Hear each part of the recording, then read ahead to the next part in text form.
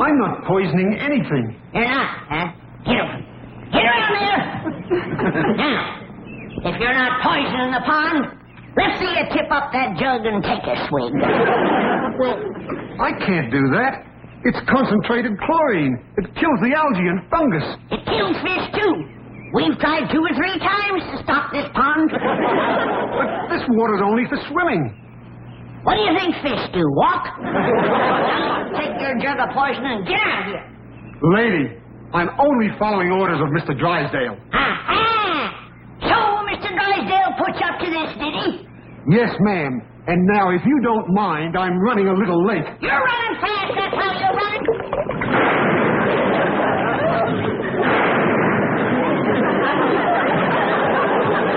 Sound like Granny must have treed something. All right, Jethro. Read me that letter from Mr. Drysdale's bank. I don't think you're going to want to hear it, Uncle Jed. It's terrible news. Like what?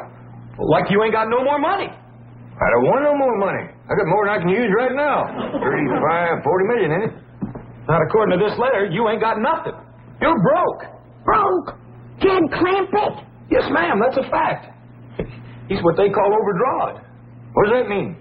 Well, that means that you owe Mr. Drysdale's bank $34.70. Ah, that's why he wanted to get shed of us, putting poison in our pond. Next thing you know, they'll be burning down our barn. Who? Mr. Drysdale, that's who. Oh, he was nice as pie to you when you had millions in his bank. But now that it's all gone, he has no use for you. How could all that money be gone? Jethro, are you for sure positive certain that letter's for me? Oh, yes, sir, Uncle Jed. There it is, wrote in black and white. Mr. J.D. Clampett.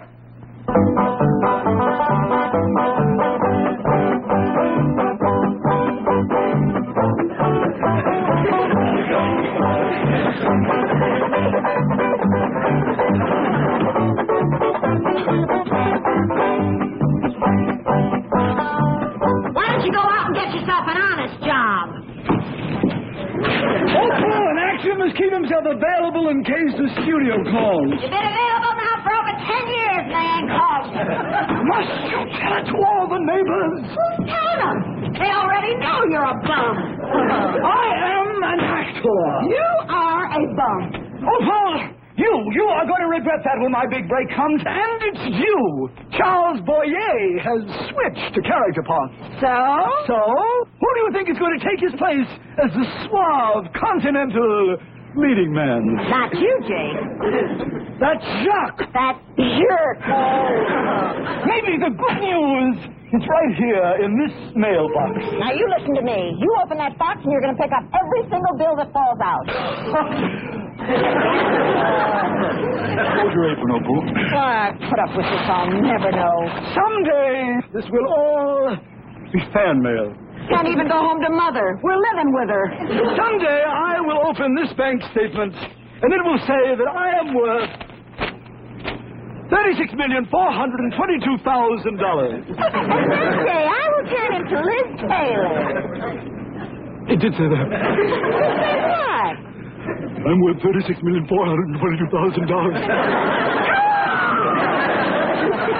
Well, don't just stand there, Liz. Help me look. Where your money went, Jed Clampett?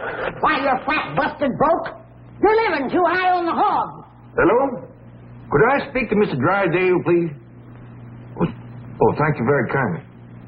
Mr. Drysdale done left for the bank. What do you mean, too high on the hog? That's what I mean, too high on the hog. Back home, you used to holler 2 miles to your neighbor. Out here, you can't even holler next door. You have to use an expensive telephone. Granny, I don't hardly think I spent $35 million on the telephone. Milkman, come. Want some? That's what I mean. Buying milk off of the truck instead of having our cow and squeezing our own. There you go, using your finger instead of your lungs. Well, now, Granny, the bank's about a 4 to 5 mile holler. Jed, I'll drive you down to the bank in the truck. That's the most sinful waste of all. Buying expensive gasoline for that fancy truck instead of walking a paltry 8 or 10 miles. I don't mind walking. Just got my shoes fixed. And you wonder where your money went. Well, Granny's cheap here and buying him a new pair. Young'uns don't need shoes out here in Beverly Hills. That's one thing this place has got. Barefoot weather the whole year round. Morning, Paul. Can I ask you something? Sure, Ellie. There you are. There's the whole thing in a nutshell. Take a good look, everybody. Well, what's the matter, Granny? I was just fixing to give Wendell his breakfast. That's just it. Back home, we used to live off of possums. Out here, possums are living off of us. Fetch me my big lard barrel, Jethro. Lord barrel. Granny, you ain't fixing to fry Wendell, are you? No, child. I'm fixing to pack up our things and all our belongings and go on back home and stop this mad, crazy spending spree before we all end up in the poorhouse. Or maybe get poisoned from the poison pond. Poison pond? Well, Granny, man, Wendell was just going swimming. Well, save your swimming for the creek back home. Now, simmer down, Granny. I don't believe Mr. Drysdale poisoned our pond no more than I believe we spent all the money. Here you are, Granny. Hold it, Jethro. Put that down. Well, if it ain't spent, where is it? That's what I'm calling up to find out. Well, good morning to you, Commerce Bank of Beverly Hills. This here is Jed Clampett. Could I speak to Mr. Drysdale, please? Thank you, ma'am. Everything must be fine. It's real friendly. Mr. Drysdale's office? No, I'm sorry. He's on his way to the airport for an out-of-town trip. Mr. Drysdale's leaving town? That's where your money went, leaving town with him. Could I please talk to Miss Hathaway? Well, I'm afraid she's with Mr. Drysdale. Is both gone? It took them both to tote your money. What's happened, young'un?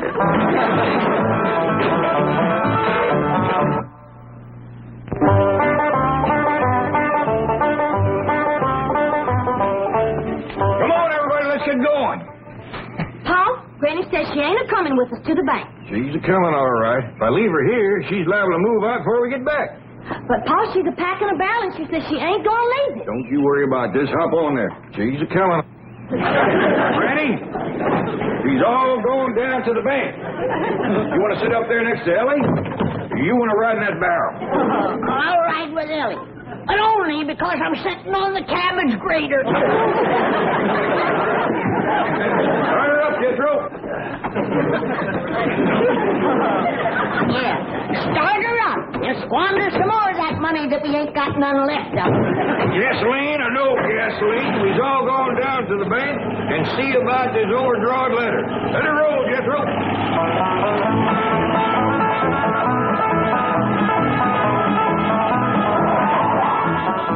Hey, you in that truck. You can't stop there. Move on. Well, Mr. Policeman, we got business in the bank there. Move on or I'll give you a ticket. Oh, no, thank you. We already got a ticket for parking here. Two of them. $5 ticket and a $10 ticket. Doggos, we should have brought him along. Move on or I'll give you a $20 ticket. Thank you very kindly, but we couldn't let you do that. What? We still got our pride even though we is flat busted broke.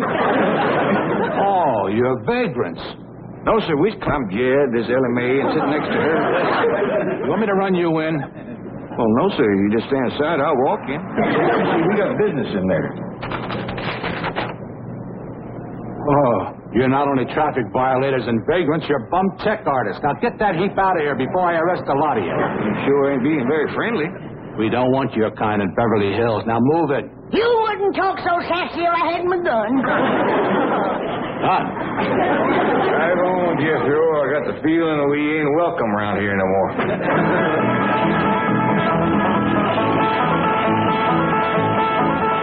Jake, there's a cop. maybe you shouldn't try to cash the check. Baby, it's the bank's mistake, not mine. Besides, is a man with $36 million going to miss a few thousand? Yeah, but it still seems dishonest. It isn't your money. Baby, to get a break in Hollywood, you've got to put up a big front. This is my chance. Next week, when I'm a big star, I'll pay it back. Well, Janet, Mr. Drysdale is winging east. And that leaves you and me to man this nerve center of our mighty bank. A little frightening, isn't it? Yes, Miss Hathaway. Now, during the chief's absence, I shall occupy his office and you will remain at my desk. Miss Hathaway's office. One moment, please. It's the new teller, Mr. Wilson. He said there's a rather shabbily dressed man by the name of J.D. Clampett wanting to withdraw $10,000. Wilson, Hathaway here. Don't let appearances deceive you. Mr. J.D. Clampett is good for any amount up to $36,422,000. Glad to help. $36 million. Needless to say, he is Mr. Drysdale's favorite depositor. Oh, that reminds me. The chief is having some work done at the Clampett estate. New filtering system for the pool, repairs to the driveway. I'll get on the phone and see that these things are taken care of. Oh, and, by-the-by, if Jethro should stop up to see me, just send him in. Jethro? Oh, he's that big, good-looking kid. I'll be watching for him. Stand up, dear. Oh. Could you walk for me, please? Turn around for me, Janet, please. Around. You take the chief's office, I'll remain out here. That is an order.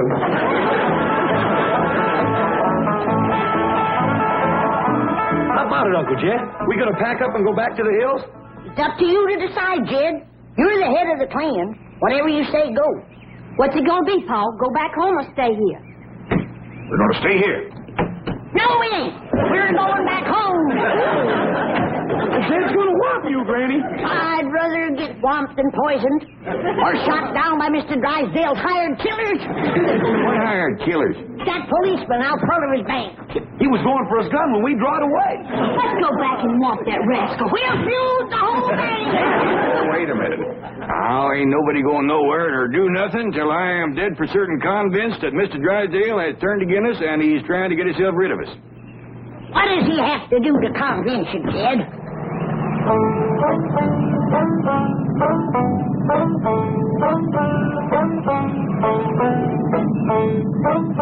Who's that? I don't know, but I smell hot tar. Me too. Well, Jed, does tar and feathers convince you? Now, just calm down, everybody. Hey, mister, what you got in that little tank there? Hot tar.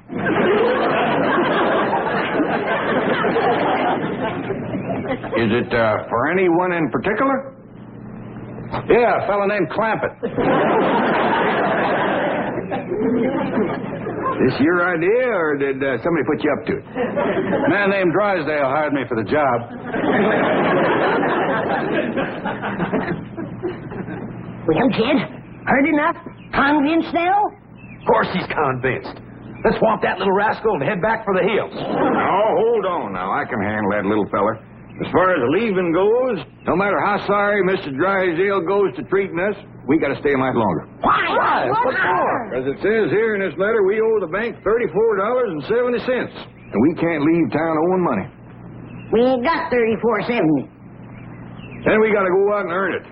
Ain't never been a Clampett known to do a dishonest thing, and we ain't gonna be the first.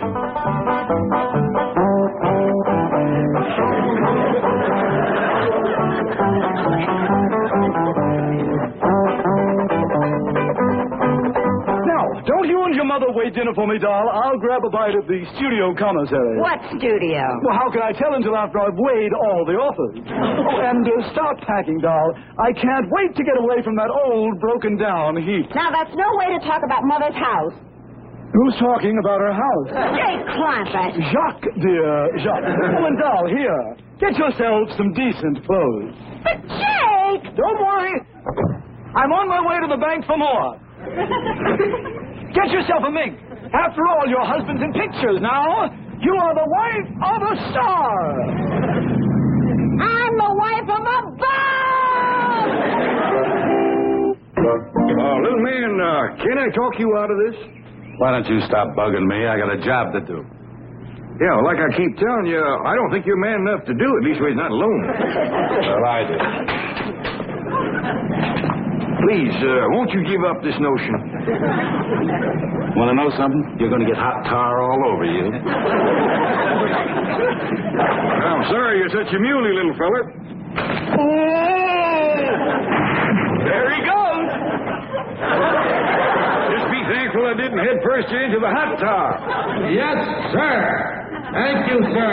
Now let's go figure out how to raise that money.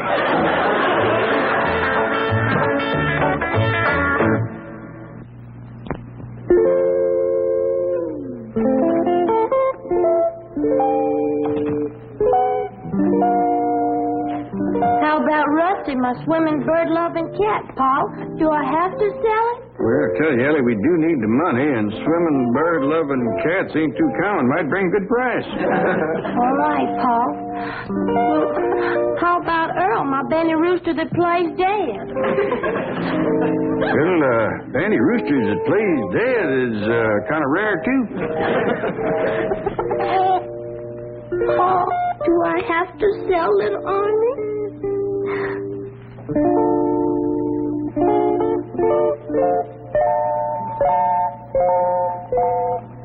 Well, I'll tell you what, Ellie. I figure on making so much money cutting and selling wood, and with Jethro helping, and Granny peddling her pickled crow's gizzards, you're selling your animals liable to burden us down with a lot of money that we just don't need. So, turn them all loose.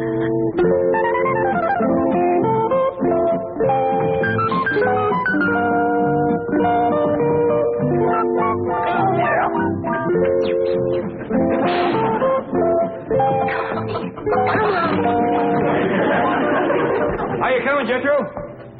Putting everything all together, and we got 80 cents. You owe $34.70. How much does that leave for us to have to earn? Well, let's see. 34.70. Naught, take away naught, leaves naught. 7, take away 8, leaves minus 1. 4, take away naught, carry over minus 1, and bring down the 3. You sure can cipher. One thing we got out of Beverly Hills, a fine education for you. Fetch my gun. Fetch my gun. Get him a gun. What's the matter now, Granny? I just caught another varmint out by the cement pond. Says he's going to shut off that water. What for? Drysdale's orders. Says he's putting in a new system. I reckon that means he wants to get rid of us. I can't believe a man would be mean enough to thirst us out of here. I say it's fusion time. We've been provoked beyond human endurance. Howdy, Miss Hathaway. Give me that phone. I'll take it. Jed Clampett speaking. But, Mr. Clampett, how can you be at home? You were just downstairs drawing out another $10,000. What? Stay there. I'll call you right back. Well, Jake, you made it, just like you said you would. There you are in front of the movie cameras. Action. Cut. Thank you, Mr. Clampett. Thank you. Just one second. This will be on the 5 o'clock news. Thank you so much.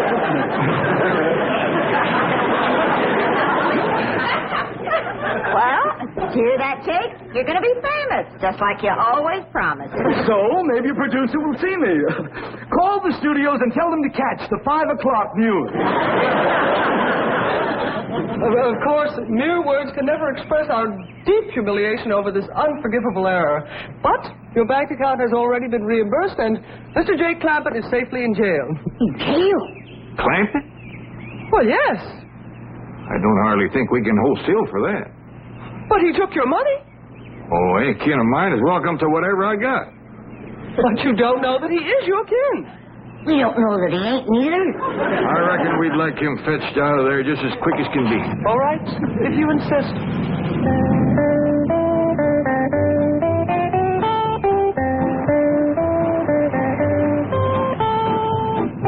Now, this is what I mean by putting up a front.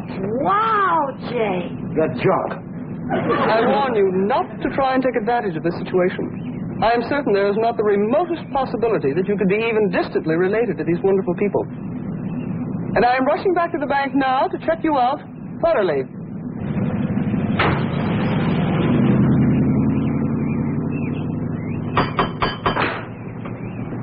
Well, howdy there. You must be Mr. and Mrs. Clampett. Cousin Jed. Pleased to meet you. Say, what side of the family are you from? This is my wife, Opal. And, darling, this is my long-lost favorite cousin, Jed Clampett. Howdy, man. This here is my daughter, Ellie. Cousin Ellie. This here is Granny. Cousin Ellie. Say howdy to Granny. Howdy, Granny. This young lady belongs in the movies, and I'm going to see that she gets there. Well, thank you. Can we all go? There's going to be a double feature tonight. Marvelous. She's so wonderfully naive and unspoiled. And this here is my nephew, Jethro. Howdy.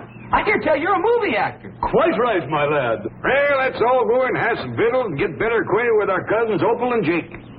That's Jacques. That's Jake.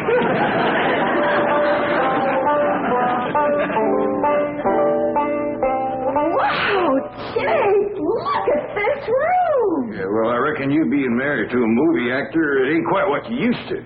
You can say that again. Well, we got bigger rooms down the hall. No. This is fine. Oh, by the way, don't let this thing fool you the way it done Granny. She thought it was some kind of a fancy bathtub. And duck your head when you walk under this thing. Of course, you can't hurt it none. It's been walked into so much, it's just hanging there in 100 pieces. Mr. Clampett, that's a crystal chandelier. Yeah, but you don't want to try to light none of them candles. I reached up, stuck my finger in one of them one night to feel for the wick. Knocked me clean across the room. Electrically wired. Oh, yeah, it's held together real good. Well, that's one thing Jake doesn't have to worry about, being too tall. Yeah, I noticed that. He's about the shortest Clampett ever did see. You can say that again. Short of money, short of talent. You see, man? Opal was just agreeing with you that I'm short. Well, that'll come in real handy with these beds here. If Jethro and me was to sleep in one of them, we'd hang over from the knees down. Can I come in? What you got there, Granny? Victuals for the company. I bet you too's hungry. You can say that again. Let's go wash up. Oh, yeah, excuse us. I reckon Cousin Jake's woman is kind of hard of hearing. That's the third time she's asked to have something said again. Maybe she'll get some help from these pickled crow gizzards. She just might. Ain't nothing here is better than a crow. Help yourself, kid. I got 56 jars of them. Oh, yeah, you made these to peddle to help raise money. Yes, but now that we don't need the money, we got ourselves a couple of weeks of company eating. Hey, it's finger licking good, Granny. Can I have seconds? Hold on. Here comes Jake and his missus. Well, now, isn't this nice of you? I reckon it is. Jake here being our cousin, And a movie picture actor. you deserve the best. Hope you folks can stay a spell. Well, we wouldn't want to. Eat and run? Oh, I think we can manage at least a week. How do you like my pickled crow gizzards? What did you say they were? I said they're pickled crow gizzards. Granny's got 56 jars. We can have them 3 meals a day. I didn't hurt. Reckon she ain't partial to crow gizzards. What do you think of them, Cousin Jake? Oh, I'm staying a week. This isn't the first time I've eaten crow.